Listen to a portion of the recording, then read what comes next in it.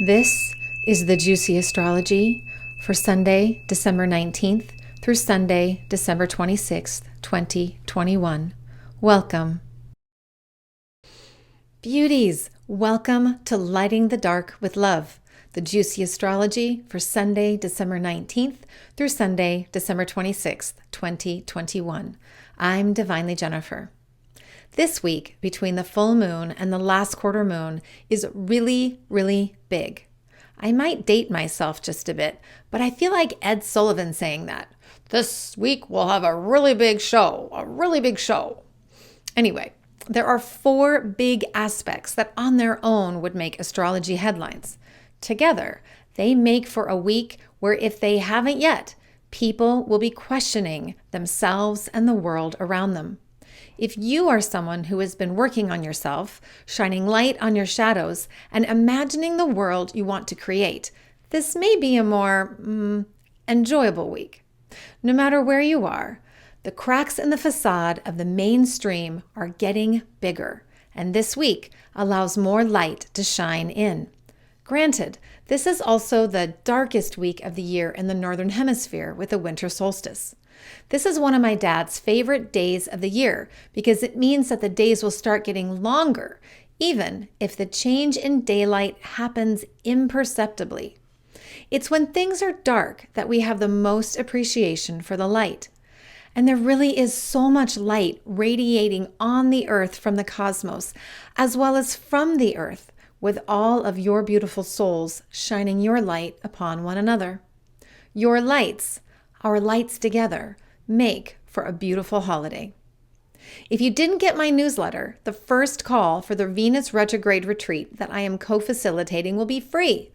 It's on Sunday, December 19th at 9:30 a.m. Pacific Time, 12:30 p.m. Eastern Time.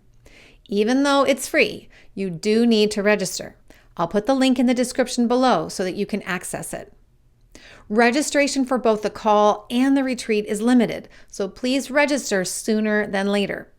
The call will be recorded for those who can't make it live.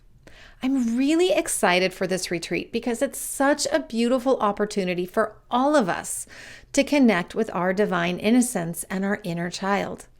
I don't know about you, but so often I tell myself that I am not allowed to play until I've finished my work. Just ask my dog, who waits patiently for me to finish my work so I can play with her. Or it's like when I was little, no dessert until you've eaten your vegetables. Or those moments when I'm seeking someone else's approval. It took me 9 months to tell my parents I had left my job at the VA. I'm 50 years old, for Pete's sake, but I was afraid my dad would be disappointed in me for taking off the golden handcuffs and that it would stress him out that I was an entrepreneur and taking risks. No matter what our age, these wounds of our childhood and of our ancestral line are real. We shouldn't shame ourselves for them. Join us for the retreat to rediscover your connection to your innocence, self-love, divinity, and the nurturing of the goddesses and Mother Earth through astrology, Kundalini yoga and breathwork, the rose lineage, and a beautiful community. As I said, I'll put the link to register for the first call, which is free, below. As of Sunday the 19th, you'll also be able to register for the retreat itself via my website. And I'll let you know what that link is as soon as I've got it.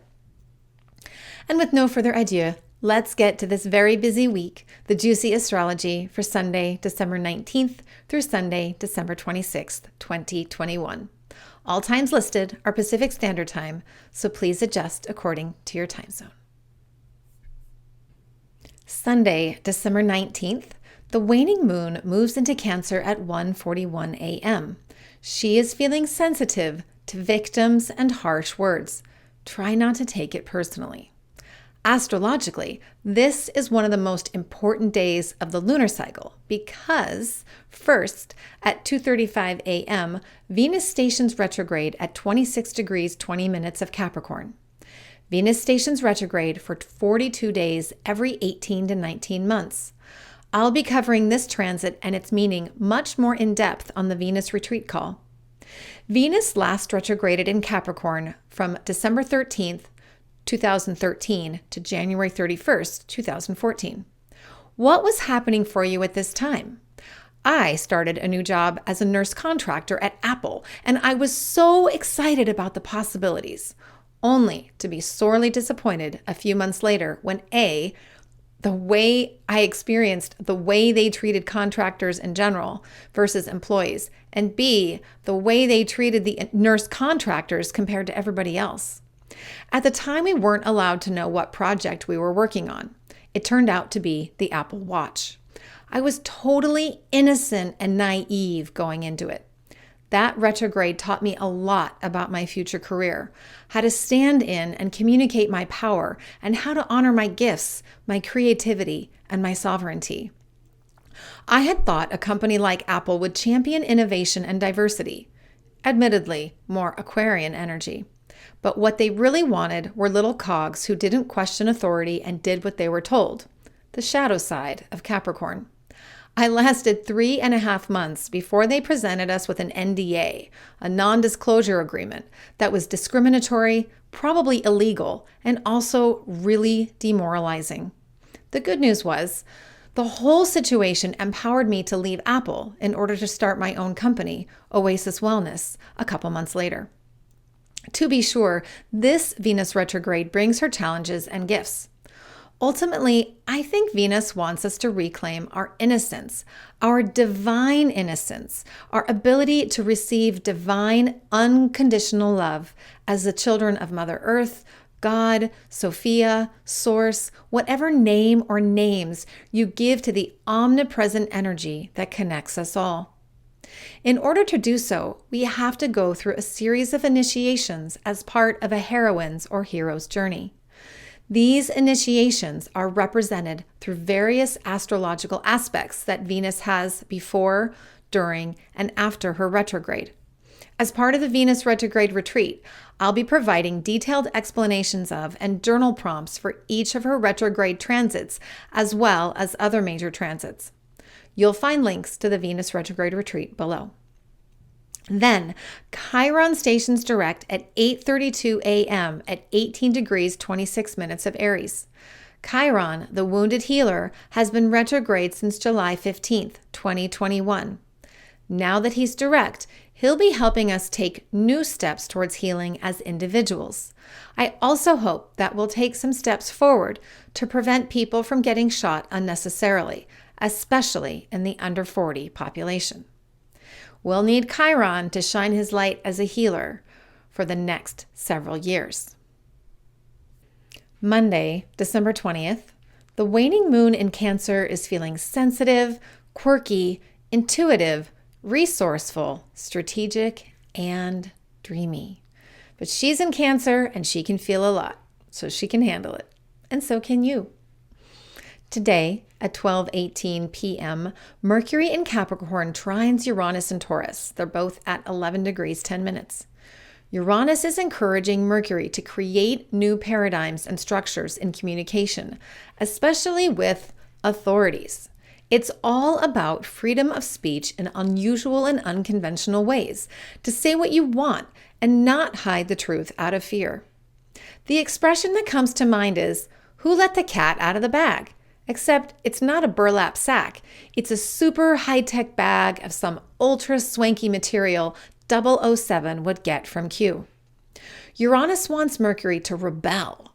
At some point, the media has to stop protecting or cowering from censorship paid for by big corporations. Likewise, we also need to feel the sovereignty in speaking our own truth, no matter how woo-woo, quirky, or unconventional that might be. Tuesday, December 21st. The waning moon in Cancer has a really rough morning. The holidays can be stressful. Try not to let other people's stress get to you. It's not your problem.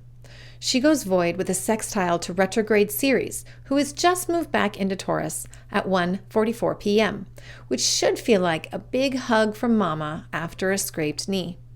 The moon moves into colorful, exuberant, and expressive Leo 9 minutes later at 1:53 p.m., where she is dancing with fate. If it's meant to be, you'll know. As I mentioned earlier with the void moon, Ceres retrogrades back into Taurus today at 2:52 a.m. I consider Ceres, the goddess of fertility, conception, creativity, and nurturing, to be the co-ruler of Taurus with Venus. She is the only planetary body not between Sagittarius and Aries. So the North Node is also in Aquarius, or in Gemini rather, but that's not a planetary or an asteroid body. So Ceres is the only one. She's like a lone voice right now in Taurus, reminding us to create a world and systems based on sustainability. Abundance may be infinite, but the Earth's resources are not. She'll stay in her home sign until February 8th, when she'll move into Gemini. The sun crosses into Capricorn at 7:59 a.m. to mark the winter solstice in the northern hemisphere and the summer solstice in the southern hemisphere. For those in the north, it is a time for rest, sleeping, gathering our energy so that we can burst forth in the spring. In the southern hemisphere, it's a time to spend more time in nature, playing and dancing in the light. That said, the severity of the human rights situations in the southern hemisphere may make it feel more like winter, depending on where you are. If that's the case for you, honor the energy in your heart and shine your light as brightly as you possibly can. If you need to sleep and rest more, sleep and rest. And if you are feeling called to be in the warmth of the sun, there's nothing like a catnap under the sun's rays of light. That goes for those of us in the northern hemisphere too. There's nothing like a catnap in the sun's rays of light. I know that some people like to set intentions for the solstice. You absolutely can, but with the waning moon, you may also want to restate those intentions with a new moon in Capricorn on January 2nd.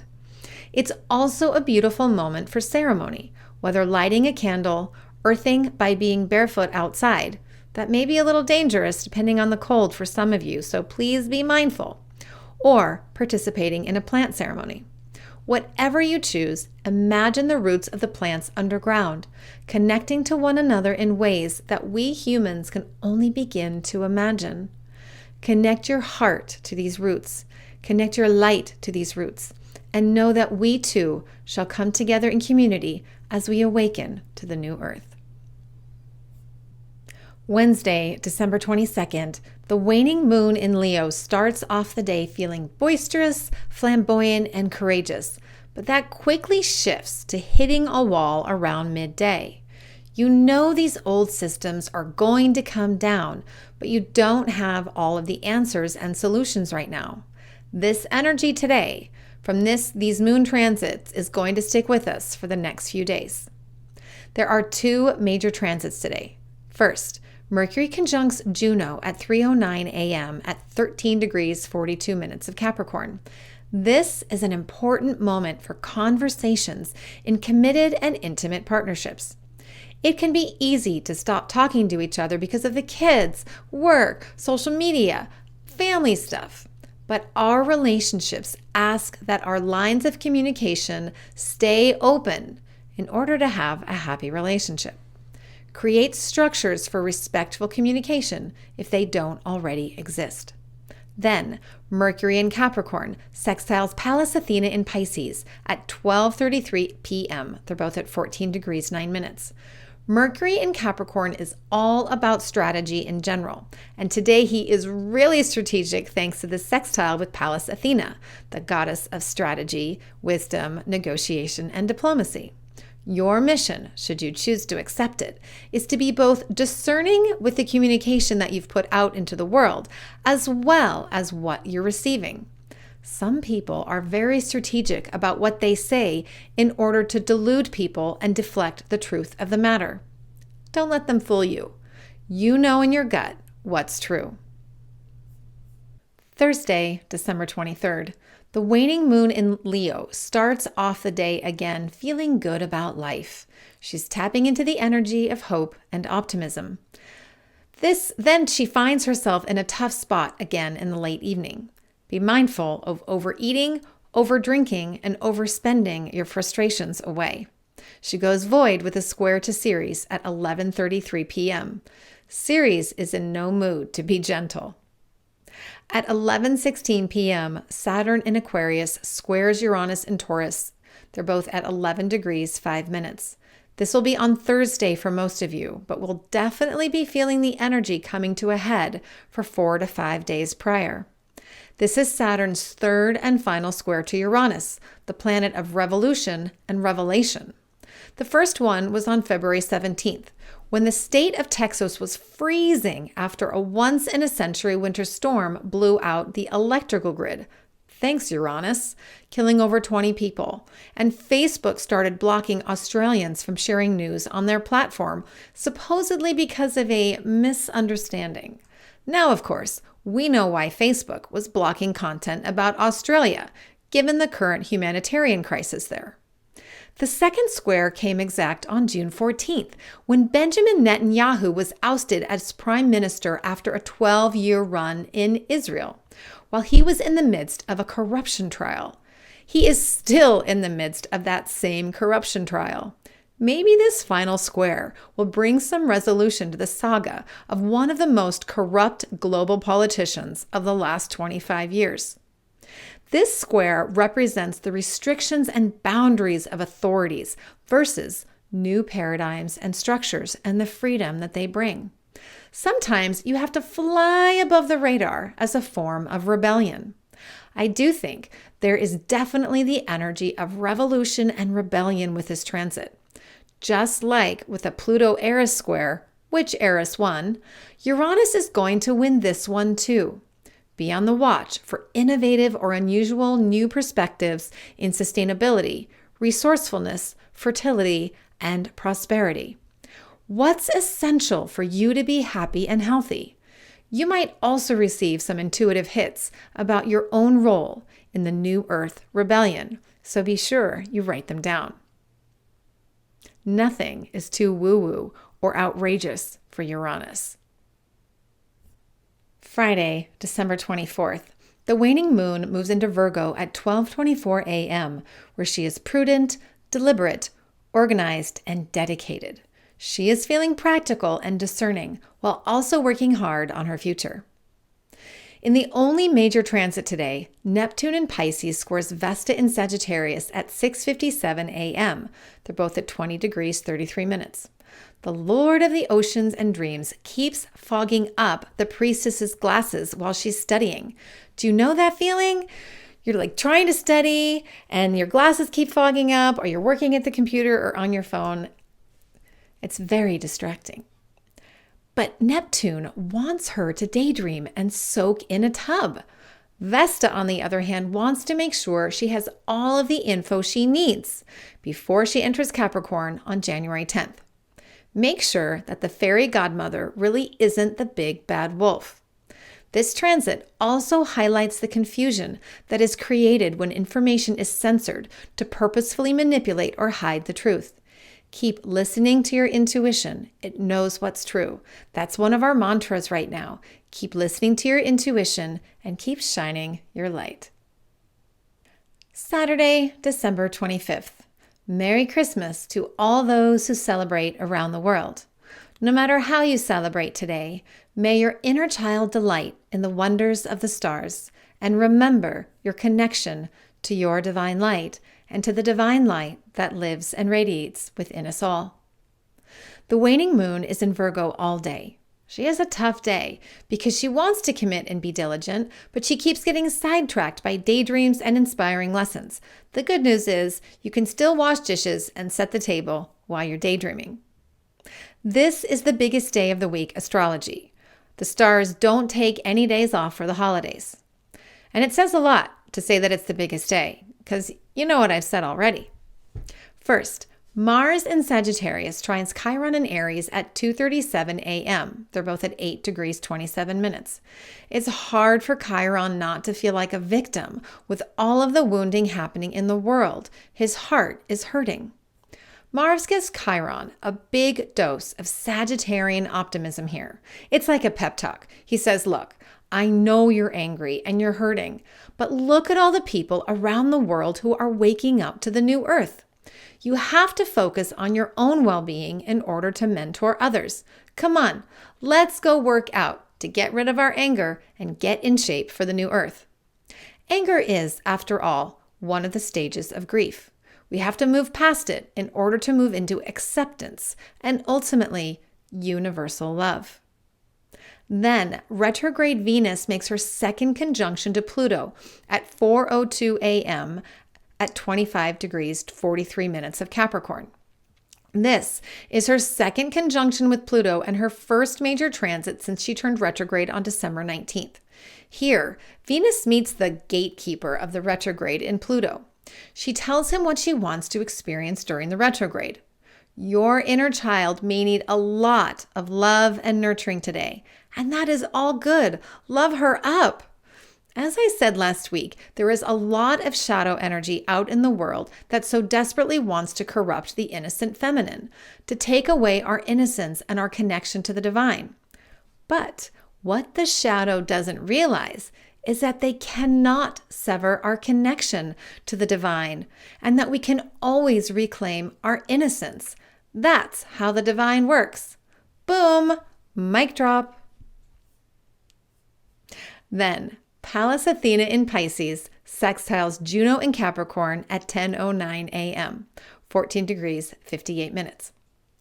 The goddess of wisdom and strategy shares a moment with the goddess of marriage and intimate partnership. This is really yummy energy for sneaking in kisses with your love when you have a house full of people and no privacy anywhere. Lastly, Jupiter in Aquarius squares retrograde Ceres in Taurus at 10:13 a.m. They're both at 29 degrees 21 minutes. This does not bode well for anyone who is on caloric restriction for the holidays. Jupiter and Ceres want you to indulge in sensory pleasure. Listen to your body if you're able. While it's one thing to have an extra helping of green beans, mashed potatoes, and grandma's famous apple pie, it's a whole nother ballgame to eat the entire casserole of marshmallow sweet potatoes by yourself. And finally, Sunday, December 26th, the waning moon in Virgo has a lovely morning. Luckily, she isn't hungover after yesterday's festivities. She is full of love and empowerment and is willing not to indulge so much today. She goes void at 7:01 a.m. with a gentle trine to Ceres and then moves into Libra at 8:23 a.m. In Libra, she's focused on her one-on-one relationships, beauty, balance, peace, and harmony. She has her last quarter square to the sun in Capricorn at 6:23 p.m., signifying a moment to give and be generous because you can. There is only one major transit today. Mercury in Capricorn sextiles Neptune in Pisces at 1:28 p.m. They're both at 20 degrees 35 minutes. Take a moment to share your thoughts and dreams about a world where the structures, corporations, and governments are in service to the divine. The universe pays attention when you write down and speak your dreams on a regular basis. Close your eyes and pay attention to signs and messages about your dreams today. You never know how they might come true.